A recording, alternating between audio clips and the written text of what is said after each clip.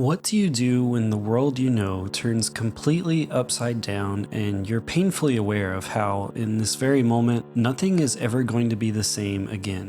The memories, the feelings, the potential for new experiences, all of that gets taken away from you in one moment, based on one choice completely out of your control. Suddenly, the things that you were most passionate about no longer give you that same spark. It's as if the moment that loved one left the earth, the love for your craft went with them. And so because of that, when you try to return back to normalcy, when you try to do the thing that you're known for, when you try to do that thing that you practically associate your self-worth and identity with, when that suddenly no longer clicks and doesn't feel anything like it used to, when it feels alien, what do you do? How do you go back to the way things were before when you know that they will never be like that ever again? That's the question that Project Songbird asks, and as someone who is all too aware of how this truly feels, I knew I had to play this game.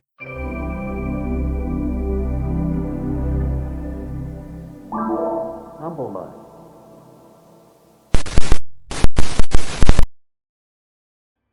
Just to be clear, everything I'm sharing today is spoiler-free. I've always believed horror is best experienced totally blind, so I'm going to give you just enough to be intrigued and understand, but not enough to ruin the surprises. Let's do this. The story of Project Songbird sees you playing as Dakota, a musician trying to write their next album but suffering from a severe case of writer's block. And it becomes quite clear within the opening moments of the game that the reason for this is likely because they're not really taking care of themselves. When you start the game up, you see that their apartment has trash all over the floor, and there are beer and wine bottles everywhere. You can literally see the dust particles floating through the rays of sun coming through the kitchen window, and they didn't even wake up until well into the afternoon. Something is seriously wrong here, but you don't know exactly what yet. A phone call with their manager reveals that they have gone through some sort of heavy loss, and he suggests that maybe they need a change of scenery. And honestly, looking at that apartment, I tend to agree. He suggests that they head to the remote Appalachian mountains of West Virginia, where there's a cabin that they can stay at. Lots of bands have recorded there in the past, and maybe they'll find their source of inspiration there. When I found out that this was the premise of the game, I wasn't just interested in playing it because I thought it looked cool or because I'm a horror fan and this is a horror game. This was a game that I felt like came out of nowhere and found me. And I say that because I relate to it on so many, maybe too many levels. I was a musician for several years. I've written a ton of songs in my lifetime, including for other bands. I have even rented out a cabin myself to record and write in, and I grew up in the Appalachian Mountains of North Carolina. I knew the authenticity of this game from the jump because the characters don't say Appalachian, they say Appalachian. There's a big difference, trust me. But sadly, and most importantly, I have experienced my fair share of loss too, with the most recent and most impactful being my younger brother in 2024. And while I'm not going to reveal the details of who Dakota lost or how, I'll just say that I relate deeply to a lot of what they experienced. I knew going in that this was going to be an emotional and challenging journey for me, but I also believe that confronting these things can be healthy. And so approaching this game wasn't like how I approach other games for review. In Project Songbird, I saw a potential opportunity for a bit of self-therapy in the same way that Mother 3, Brothers: A Tale of Two Sons, and Grease have been for me.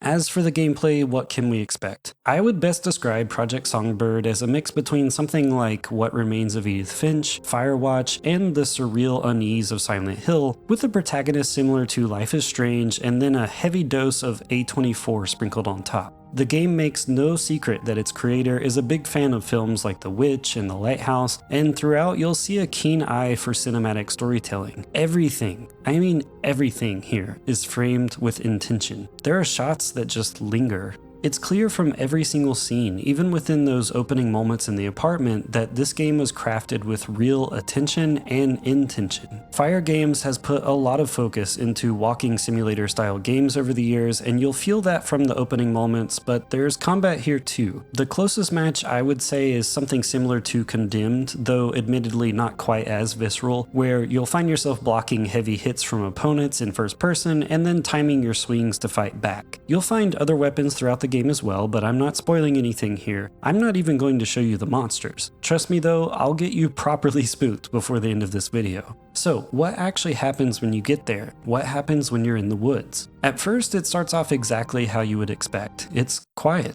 It's quaint. The game revels in a slow build of tension, and your first time in these woods is a beautiful and frankly peaceful experience. There were moments where I just stood there and watched the breeze move through the grass and the leaves, watched how the sunlight came through the trees. You're encouraged to take photos too with this very hipster camera that Dakota carries, and you even bring a Tascam style recorder to hopefully capture some environmental Foley sounds for the album while you're there. And speaking of the album, yeah, you actually do go into the cabin and attempt to build some songs, though Dakota is rusty, so it might not sound too great at first. Here goes nothing.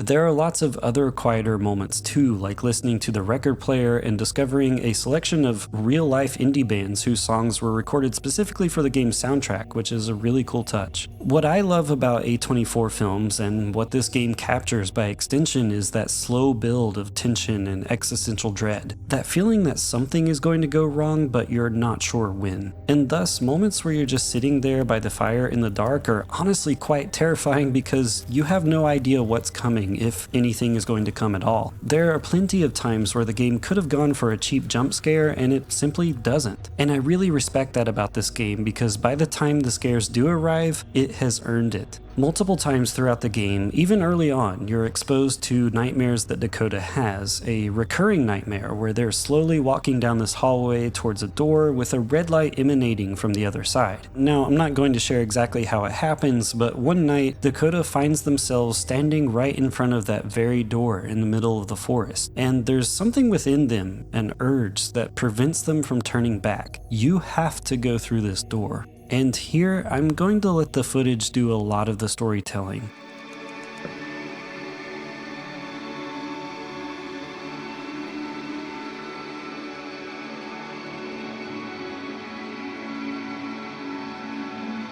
Okay, you can do this.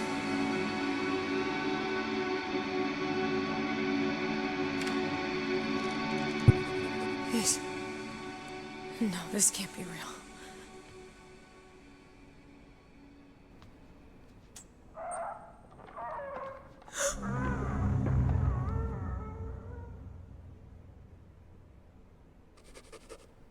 This game has a sense of dread unlike any other, and across all the horror games I've played in my life, Project Songbird's opening act has to be one of the best opening moments I've ever experienced in a horror game. There are 3 acts total, and the first one alone had me floored. There's nothing here but office sounds and the quiet hum of an AC unit, with the occasional door slam that will drive you absolutely insane. Endless rows of cubicles stretch out in every direction. It's hard to make sense of where you're supposed to go or what you're supposed to do, and everywhere you look there are paint cans around for some reason. You'll encounter a room with ink on the wall asking, "Show me what you were willing to sacrifice," and another that reads, "Fragile is the throat." The latter with a locked box that you know you need to open, and the former with a table that seems to be waiting for an offering. Every exit door is locked. You don't know where you're supposed to go, but you know you need to figure it out if you want to get out. And just when the puzzle starts to make sense, just when you think you have a handle on things, you find out that you're not alone.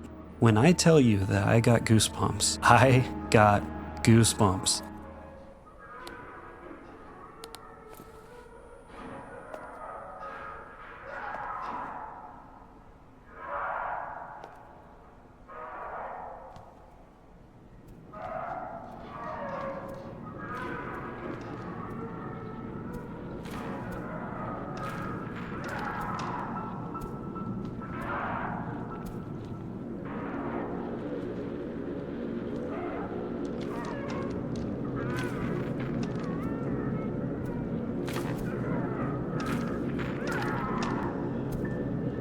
Oh, and if you're not a fan of mannequins, maybe don't play this game.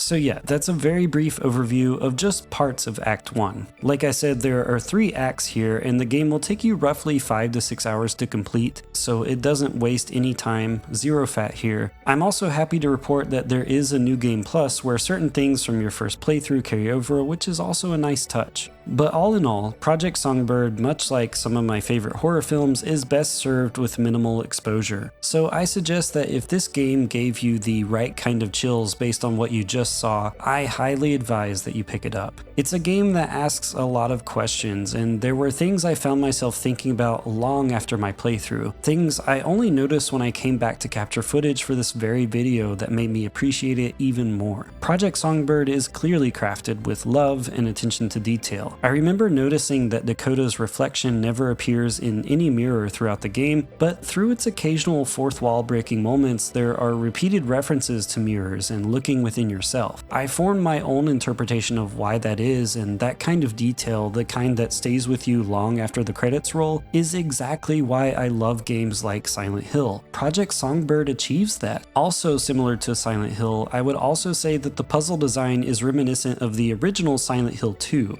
It's one of those where it won't break your brain, but it is clever, and so you're going to probably get stuck for a bit. However, once you solve it, you feel so smart. With that said, not everything about it was perfect. The stealth mechanics could use some work. I usually love stealth in my video games, but I found myself getting caught pretty easily, so I usually just ended up fighting instead. And there is a fourth wall breaking meta moment near the very end of the game that, while I appreciated the vulnerability that it represents and deeply related to it as a creative person, I think it has a sequencing problem. I would have personally preferred seeing it as an unlockable after beating the game, or maybe a post-credits reward, rather than where it unfortunately lands as it is right now. That moment was very conflicting for me, to be honest. But when I came back to capture footage and replayed parts of Act 1 for this video, I was reminded of just how overwhelmingly positive the experience was for me overall. This is a game I'm not going to forget, from the small details like the reflection of the fluorescent lights on Dakota's painted nails, to the way that the camera shifts realistically as they move into a crouch instead of just dropping straight down like 99% of other games. The amount of effort put into this game, even on the smallest of details, is staggering.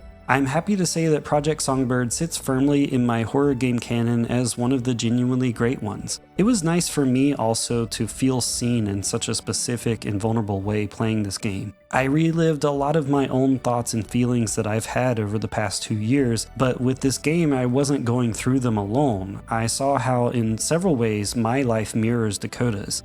I don't make music myself anymore, at least not right now, but today I'm grateful to be doing humblemud, and I'm grateful for Project Songbird. So thank you, Fyre Games, for sending this my way. It made me ask a lot of questions, it made me think, and as a creative person, it pushed me towards some real inner reflection. Like, what actually matters to you when you express yourself? How much of your self-worth do you tie back to your own art? What do you really want out of all of this? And most importantly, are you still having fun when you make these things? Are you making it for yourself or for others? And I think those are questions worth sitting with. Even if you don't relate to everything I've mentioned, I think there's a lot to chew on here regardless. And for the musicians out there, this game does incorporate playing instruments into the horror, and it is terrifying. Now, I don't want to keep you here breaking down everything about this game. I just hope that it finds the right people, because in my eyes, it's one of the best indie horror efforts I've ever seen. I'd love to know your thoughts down below, and if you've played Project Songbird, please share what you thought.